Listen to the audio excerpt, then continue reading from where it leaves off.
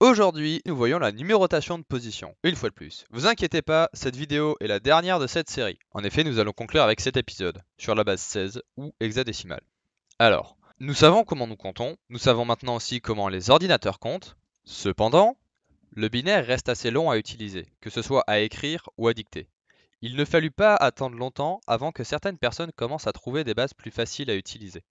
Quand les bytes faisaient 6 bits, il était courant de les séparer en deux groupes de 3 bits afin de les représenter en base octale. Maintenant que la norme est l'utilisation de bytes de 8 bits, nous les séparons en deux groupes de 4 bits afin de les représenter en base hexadécimale ou base 16. En effet, si vous vous souvenez de ce qui a été dit dans une vidéo précédente, avec x bits, nous avons 2 exposants x possibilités, soit 2 exposants 4 dans le cas présent, ce qui nous donne bien 16 possibilités. Cette base nous permettra donc de représenter les nombres binaires en écrivant 4 fois moins, soit représenter un octet avec simplement 2 symboles. En parlant de symboles, vu que nous parlons de base 16, il nous en faut donc 16. Encore une fois, ces symboles peuvent être n'importe lesquels, mais afin de ne pas se compliquer la tâche plus qu'il ne faut, nous avons opté pour les 10 premiers symboles de notre base 10, ainsi que les 6 premiers symboles de notre alphabet, ce qui nous donne une base utilisant ces 16 symboles.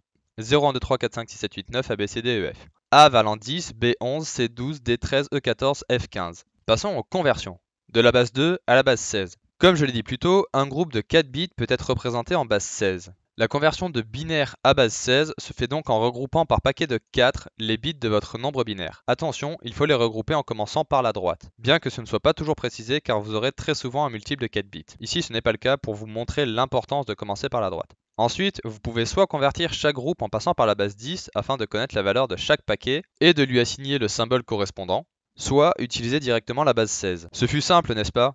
C'est normal, car si nous utilisons la base 16, c'est uniquement pour nous simplifier la vie avec le binaire, et ce ne serait pas très utile de se simplifier la vie d'un côté pour se la compliquer de l'autre. Passons maintenant à la conversion de base 16 à base 2. Il vous suffit de convertir chaque symbole un par un. Encore une fois, soit vous passez par la base 10 pour convertir ensuite en base 2, soit vous allez directement en base 2. A noter que dans ce cas-ci, vous savez directement s'il est utile ou non de passer par la base 10. Pour finir rapidement, bien que cela soit très peu utilisé, voyons comment convertir de base 16 à base 10. Comme pour toute autre base, il vous suffit de multiplier la valeur du symbole avec la valeur de sa colonne, puis d'en additionner tous les résultats. Ce qui vous donne ce détail, qui peut être développé, puis redévelopper afin d'obtenir ce résultat. De même, pour convertir de la base 10 à la base 16, il faut, comme pour toute autre base, faire une suite de division euclidienne par la base de destination, ici 16. Notez le reste et recommencez avec le quotient, jusqu'à ce que celui-ci vaille 0. Félicitations, vous êtes maintenant capable de convertir de la base 2 à la base 16, de la base 16 à la base 2, et de la base n à la base 10, ainsi que de base 10 à base n. Et pour récompenser les plus assidus, j'épinglerai le premier commentaire qui convertira correctement tous ces problèmes. Bonne chance! Pour les bases supérieures à 16, on reste sur le même principe que la base 16, nous continuons d'utiliser l'alphabet dans l'ordre. Sur ce, j'espère que cette vidéo vous a plu, si c'est le cas, n'hésitez pas à vous abonner, et je vous dis à demain.